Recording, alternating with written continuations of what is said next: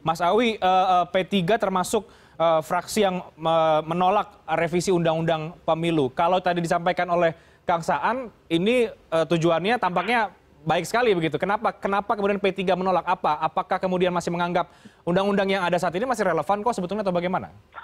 Ya, mengubah undang-undang juga boleh, mempertahankan undang-undang juga boleh. Sama-sama memiliki tujuan baik. Ya. Tadi kalau dikatakan supaya ada keinginan undang-undang ini tidak selalu diubah dalam setiap pemilu, ini pemikiran ini juga muncul ketika kami waktu itu ikut merumuskan Undang-Undang 7 tahun 2016. 2017, maaf. Ketika kami merumuskan Undang-Undang Pemilu, kita berharap ada sakralisasi, meskipun ini bukan kitab suci ya, ada semacam sakralisasi terhadap regulasi, yakni produk legislasi yang kita pakai. Supaya apa? Kita bisa menguji undang-undang itu dalam waktu yang ya minimal lah 2 kali pemilu gitu kan, supaya bisa teruji. Toh undang-undang terkait dengan pemilu bertahan lebih dari 1 kali pemilu itu bukan barang baru. Misalkan undang-undang tentang Pilpres itu yang dipakai Pilpres 2009 dengan Pilpres 2014 itu pakai undang-undang yang sama. Jadi bukan sesuatu yang aneh juga ketika kita mencoba mempertahankan aturan yang baik. Tinggal bagaimana nanti persoalan teknisnya itu kita lengkapi. Yang ditolak apa sih Mas Awi dari P3? Sambil contoh misalkan ya, terkait dengan keinginan untuk menormalisasi pilkada misalkan ya. Kita tahu bahwa Undang-Undang 10 tahun 2016 usulnya pasal 201 itu disepakati oleh pemerintah dan DPR ketika periode yang lalu. Sampai sekarang undang-undang itu khususnya pasal 201 itu belum pernah diterapkan sama sekali, tapi kemudian mau diubah. Nah ini kan kembali lagi menguji konsistensi kita.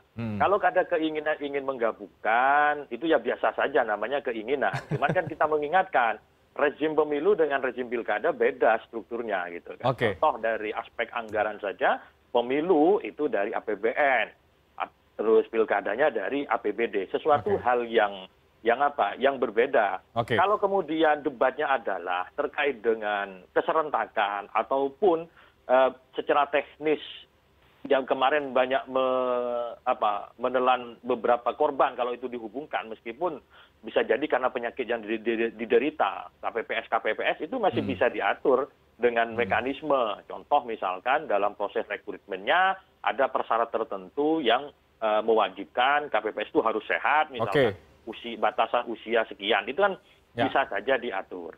Terus berikutnya adalah bagaimana kita juga dalam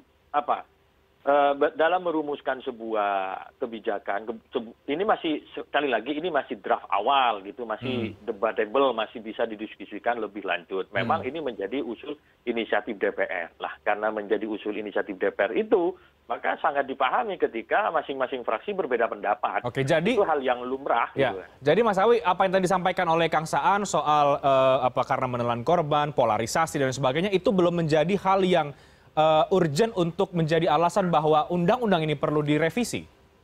Nah itu kan soal teknis saja Mas. Gitu kan. Contoh terkait dengan korban misalkan, ada prasyarat kalau orang yang menderita penyakit tidak boleh jadi KPPS. Ya kan bisa gitu kan. Itu kan soal perkara teknis, tetapi itu nanti ranahnya petugas kesehatan lah untuk memverifikasi. Jadi bukan substance ya?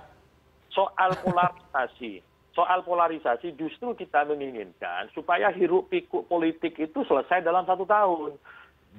Jadi tahun 2024. Kalau tadi misalkan secara teknis persiapannya itu masih ada jeda waktu 7 bulan loh. Dari April ke November itu ada 7 bulan. Persiapan pilkada itu 6 bulan paling lama. Bahkan kalau melihat kemarin itu bisa dipersingkat sebenarnya. Apalagi tidak ada kampanye, misalkan kampanye dipersingkat lagi, maka tahapan pilkadanya bisa lebih singkat lagi. Sekali lagi ini persoalan teknis yang masih bisa diskenariokan. Ya, sebelum